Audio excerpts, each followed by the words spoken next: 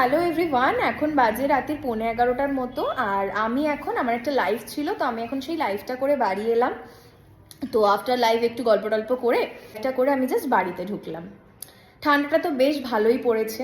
দরজাটা খুলে আমার মার ফার্স্ট কথা, আমার মার প্রথম কমেন্ট আমাকে দেখে, শাড়ি কোথায়?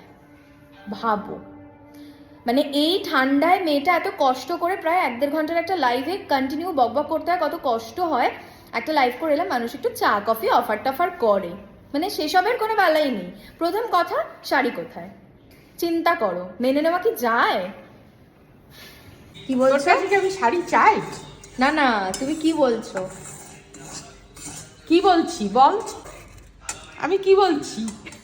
বলছো না তো, আমি বলছো শাড়ি কোথায়? কি শাড়ি? আমি প্রথমে বললাম শাড়িটা কোথায়, তা তুই বললি দিবি, তা আমি বললাম শাড়িটা সুন্দর। আমি হ্যাঁ, শাড়িটা সুন্দর, কিন্তু আমি দেবো তো আমি কথা দিইনি। কি হলো, মেয়ে বাড়ি এসছে তার বেলায় কোনো হেলদোল নেই, শাড়ির খোঁজ চলছে। তুই আয় এসে আমার কাজগুলো কর।